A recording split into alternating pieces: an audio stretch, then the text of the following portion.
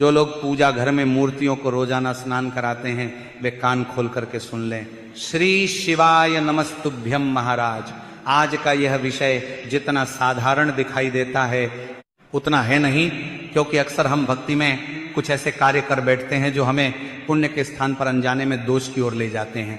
कई बार हमारी भक्ति बिल्कुल शुद्ध होती है, भावना बिल्कुल सच्ची होती है, लेकिन पूजा विधि में की गई एक छोटी सी भूल पूरे घर के वातावरण को प्रभावित कर देती है। इसीलिए महाराज आज इस वीडियो में हम पूजा घर और मंदिर से जुड़े उन सभी सवालों पर विस्तार से बात करेंगे जो लगभग हर भक्त के मन में कभी ना कभी जरूर आते हैं। महाराज, क्या आपने कभी ये सोचा है कि हम रोज भगवान की पूजा तो करते हैं, लेकिन क्या हम सही तरीके से करते हैं? क्या मूर्तियों को रोज स्नान कराना वास्तव में आवश्यक है? क्या दीपक और घंटी को प्रतिदिन धोना सही है या नहीं? क्या दीपक से अगरबत्ती जलाना कहीं पाप तो नहीं है? क्या एक ही कमरे में मंदिर रखना उचित है? और यदि घर छोटा हो तो किन देवी देवताओं को अपने पूजा स्थान में अवश्य रखना चाहिए? ये है वे प्रश्न हैं जो लगभग हर भक्त के मन में कभी न कभी अवश्य आते हैं, लेकिन संकोच के कारण पूछ नहीं पाते हैं। तो महाराज आज हम इन्हीं सवालों के उत्तर देंगे, लेकिन उससे पहले वीडियो को लाइक करें, चैनल को सब्सक्राइब करें और कमेंट बॉक्स में ओम नमः शिवाय या हर हर महादेव जरूर लिखें। अब महाराज, कई लोग डर के कारण पूजा करते हैं। उन्हें लगता है कि यदि पूजा में थोड़ी सी भी गलती हो गई तो भगवान नाराज हो जाएंगे। वहीं कुछ लोग ये सोचकर बिना नियम के पूजा करते हैं कि भगवान तो केवल भावना देखते हैं। लेकिन महाराज, शास्त्र ये बताते हैं कि भावना के साथ साथ मर्यादा और विधि का भी विशेष महत्व है। जैसे माता पिता अपने बच्चे का प्रेम समझते हैं, लेकिन साथ ही अनुशासन भी सिखाते हैं, ठीक वैसे ही भक्ति में प्रेम के साथ नियम भी आवश्यक हैं। नियम डराने के लिए नहीं, बल्कि संतुलन बनाए रखने के लिए होते हैं। तो महाराज, सबसे पहले उस स्थिति की बात करते हैं जब घर छोटा हो। मान लीजिए आपके पास केवल एक ही कमरा है, आप किराए के मकान में रहते हैं या छोटे फ्लैट में रहते हैं। उसी कमरे में आपको सोना भी है, खाना भी बनाना है और पूजा भी करनी है। तो क्या ऐसे में मंदिर रखना उचित है या फिर ऐसा करना शास्त्र के विरुद्ध है? तो महाराज, शास्त्र स्पष्ट कहते हैं कि बिना मंदिर का घर अधूरा होता है। घर छोटा हो या बड़ा, उसमें ईश्वर का स्थान अवश्य होना चाहिए। यदि एक ही कमरा है तब भी मंदिर रखा जा सकता है। बस ध्यान ये रखना है कि मंदिर कभी भी फर्श पर न हो। भगवान का स्थान सदैव ऊंचाई पर होना चाहिए। दीवार पर टंगा हुआ छोटा मंदिर हो या लकड़ी का एक छोटा आसन, वह स्वच्छ स्थान पर होना चाहिए। अब महाराज, यदि उसी कमरे में आप विश्राम भी करते हैं तो रात्रि में मंदिर के सामने पर्दा अवश्य होना चाहिए। जब आप सोने जाएं तो धीरे से पर्दा बंद कर दें। इसका अर्थ ये नहीं कि आप भगवान से दूरी बना रहे हैं, ये केवल मर्यादा का प्रतीक है। जैसे हम बड़े बुजुर्गों के सामने संयम रखते हैं, वैसे ही भगवान के स्थान के प्रति भी एक शालीनता होनी चाहिए। आप सुबह स्नान के बाद श्रद्धा से पर्दा खोल सकते हैं। अब एक और महत्वपूर्ण प्रश्न आता है, यदि पूजा घर छोटा हो तो किन देवी देवताओं को रखा जाए? क्योंकि कई लोग हर तीर्थ स्थान से मूर्तियां और तस्वीरें लेकर आते हैं। धीरे धीरे मंदिर भर जाता है, लेकिन नियमित पूजा नहीं हो पाती। ऐसी स्थिति में मन में अपराध बोध भी आने लगता है। तो महाराज, शास्त्रों में पंचदेव पूजन का विशेष महत्व बताया गया है। यदि इन 5 प्रमुख देवताओं का पूजन किया जाए तो अन्य सभी देवताओं का आशीर्वाद भी प्राप्त होता है। सबसे पहले स्मरण किया जाता है भगवान गणेश का। किसी भी शुभ कार्य की शुरुआत उनके बिना पूर्ण नहीं मानी जाती हैं, इसलिए गणेश जी की प्रतिमा या तस्वीर अवश्य होनी चाहिए। इसके बाद भगवान शिव का स्थान आता है। शिव सरल हैं, शीघ्र प्रसन्न होते हैं और अल्प पूजा से भी कृपा करते हैं। घर में छोटा शिवलिंग या शिव जी की तस्वीर रखना भी शुभ माना गया है। तीसरे स्थान पर भगवान विष्णु का स्मरण घर में स्थिरता और संतुलन लाता है। पालनकर्ता स्वरूप होने के कारण उनका पूजन जीवन में धैर्य और शांति देता है। चौथे स्थान पर माता लक्ष्मी का पूजन समृद्धि और सौभाग्य का कारण बनता है। जहां स्वच्छता और मर्यादा होती है, वहीं मां लक्ष्मी का स्थायी वास होता है। 5वें स्थान पर आप अपनी श्रद्धा अनुसार हनुमान जी या सूर्य देव को रख सकते हैं। हनुमान जी का स्मरण भय और बाधाओं को दूर करता है। सूर्य देव जीवन की ऊर्जा है। यदि आप नियमित रूप से सूर्य को जल अर्पित करते हैं तो शरीर और मन दोनों में सकारात्मकता बनी रहती है। अब महाराज, यदि मंदिर छोटा है तो इन्हीं तक सीमित रहना ही श्रेष्ठ है। पूजा संख्या से प्रभावशाली नहीं होती, बल्कि नियमितता और श्रद्धा से प्रभावशाली होती है। जितनी सेवा आप प्रतिदिन कर सकते हैं उतने ही देवताओं को स्थापित करें। अब एक अत्यंत महत्वपूर्ण विषय पर ध्यान दें। यदि आपके पूजा घर में कोई मूर्ति खंडित हो जाए, चटक जाए या तस्वीर फट जाए तो उसे पूजा स्थान पर रखना उचित नहीं माना गया है। इसका अर्थ ये नहीं कि भगवान नाराज हो जाते हैं, बल्कि खंडित वस्तु को शास्त्रों में अशुभ माना गया है, क्योंकि वह ऊर्जा का संतुलन बिगाड़ सकती है। ऐसी मूर्ति या तस्वीर को कभी भी कूड़े में नहीं फेंकना चाहिए, उसे स्वच्छ कपड़े में लपेटें, श्रद्धा से प्रणाम करें और फिर किसी बहते हुए जल में प्रवाहित करें। यदि नदी पास न हो तो किसी स्वच्छ जलाशय में प्रवाहित करें। अब महाराज हम उस विषय पर आते हैं जिसके कारण यह पूरा संदेश देना आवश्यक हुआ। बहुत से घरों में एक परंपरा बन गई है कि रोज सुबह सभी मूर्तियों को उठाकर पानी से स्नान कराया जाए। कई लोग तो साबुन तक का उपयोग कर लेते हैं। उन्हें लगता है कि जितनी अधिक सफाई उतना अधिक पुण्य। लेकिन महाराज यहाँ एक बहुत बड़ा भ्रम है जिसे समझना आवश्यक है। शास्त्रों के अनुसार सभी मूर्तियों को प्रतिदिन स्नान कराना आवश्यक नहीं होता है। केवल कुछ विशेष स्वरूप ऐसे हैं जिनका अभिषेक करना उचित माना गया है। जैसे घर में स्थापित छोटा शिवलिंग हो तो उसे प्रतिदिन शुद्ध जल अर्पित किया जा सकता है। शालिग्राम जी हो तो उसका भी जल से अभिषेक किया जाता है। और यदि किसी भक्त ने बाल स्वरूप लड्डू गोपाल की स्थापना की है तो उनकी सेवा में स्नान, वस्त्र परिवर्तन और भोग का विशेष नियम माना गया है। लेकिन इसके अतिरिक्त अन्य देवी देवताओं की प्रतिमाओं और तस्वीरों को प्रतिदिन स्नान कराना आवश्यक नहीं होता है, क्योंकि महाराज बार बार पानी से धोने से मूर्तियों के खंडित होने का भय रहता है। पत्थर, मिट्टी या संगमरमर की प्रतिमाएं समय के साथ चटक सकती हैं, रंग उतर सकता है और यदि प्रतिमा खंडित हो जाए तो फिर वह पूजा के योग्य नहीं रहती हैं। इसीलिए अन्य देवी देवताओं की तस्वीरों और मूर्तियों के लिए केवल जल का हल्का सा छींटा देना, स्वच्छ कपड़े से पोंछना और फूल अर्पित करना ही पर्याप्त माना गया है। पूजा का अर्थ यह नहीं कि हम भगवान को बार बार स्नान कराएं। पूजा का अर्थ है स्मरण, सम्मान और समर्पण।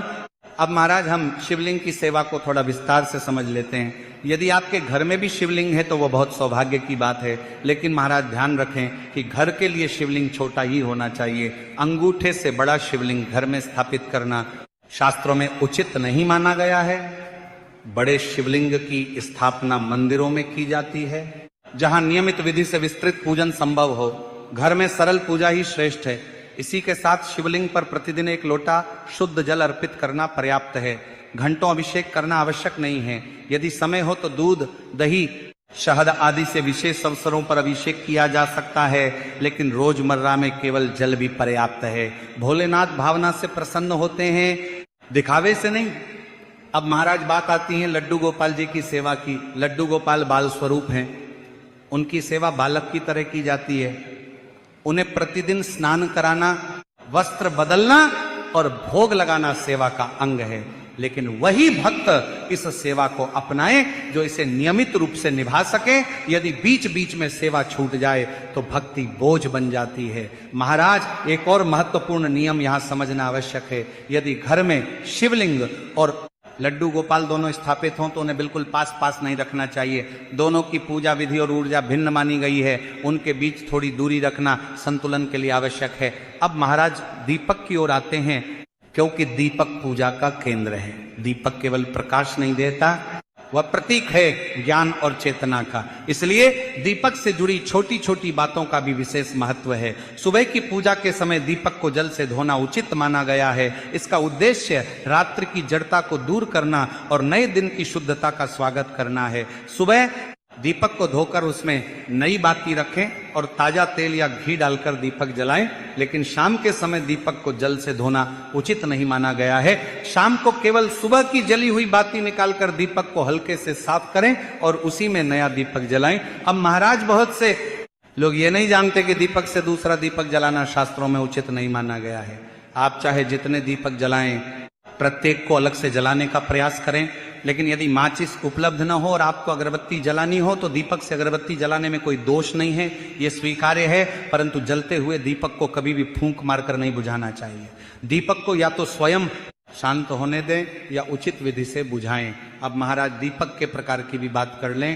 पूजा घर में पीतल, तांबा, चांदी या मिट्टी का दीपक शुभ माना गया है।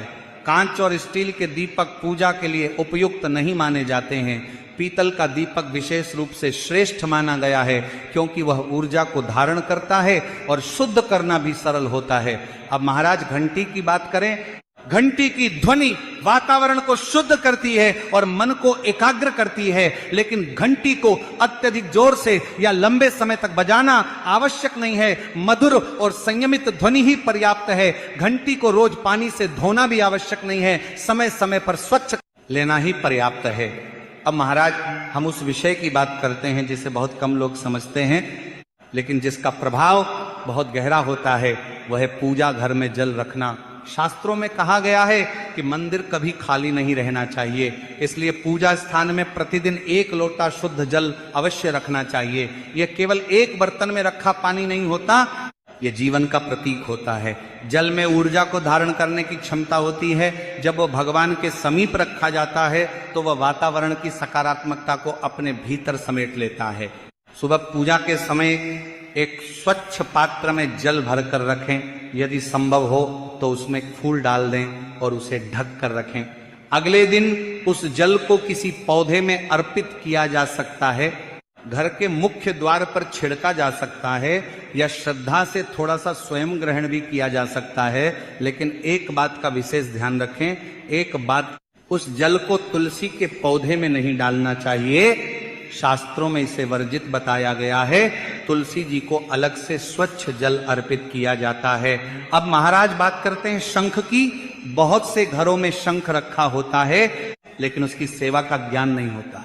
शंख को केवल सजावट की वस्तु समझकर नहीं रखना चाहिए। शंख को भगवान विष्णु का स्वरूप माना गया है, इसलिए यदि आपके पूजा घर में शंख है तो उसे सीधे फर्श पर कभी न रखें, उसे किसी स्वच्छ कपड़े या आसन पर ही स्थापित करें। प्रतिदिन सुबह शंख में शुद्ध जल भरना शुभ माना गया है। यदि तुलसी दल उपलब्ध हो तो शंख पर तुलसी पत्र अर्पित करना अत्यंत पुण्यदायक माना गया है। तुलसी और विष्णु का संबंध बहुत पवित्र है, इसलिए शंख पर तुलसी चढ़ाने से घर में सात्विकता बढ़ती है। और विष्णु का संबंध बहुत पवित्र है, इसलिए शंख पर तुलसी चढ़ाने से घर में सात्विकता बढ़ती है। लेकिन ध्यान रखें कि शंख को बार बार इधर उधर न घुमाएं, उसका स्थान स्थिर और सम्मानित होना चाहिए। अब महाराज भोग की बात करते हैं। कई लोग भ्रम में रहते हैं कि क्या हर देवता के लिए अलग अलग भोग लगाना आवश्यक है। सामान्य दिनों में ऐसा आवश्यक नहीं है। घर में जो भी सहज उपलब्ध हो, थोड़ी सी मिश्री, फल, गुड़ या घर का बना हुआ कोई सात्विक भोजन, वही सभी देवी देवताओं को अर्पित किया जा सकता है। भगवान मात्रा नहीं देखते, भावना देखते हैं। भोग का अर्थ यह नहीं कि बहुत अधिक पकवान हो। भोग का अर्थ है प्रेम से अर्पण विशेष अवसरों पर, जैसे एकादशी, पूर्णिमा या किसी व्रत के दिन। यदि आप चाहें तो विशेष रूप से भगवान विष्णु या हनुमान जी को अलग भोग लगा सकते हैं, लेकिन यह बाध्यता नहीं है, यह श्रद्धा का विषय है। भोग लगाते समय घंटी की मधुर ध्वनि करना शुभ माना गया है। घंटी की ध्वनि से वातावरण में कंपन उत्पन्न होता है जो मन को एकाग्र करता है। अब महाराज फूलों की बात समझ लें। एक बार जो फूल भगवान को अर्पित कर दिए जाते हैं, उन्हें दोबारा धोकर फिर से नहीं चढ़ाना चाहिए।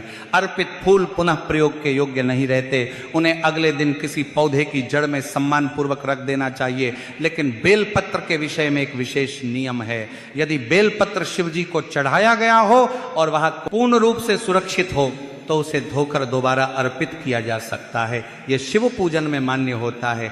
इसी के साथ दीपक की बाती से जुड़ा एक और नियम जानना आवश्यक है।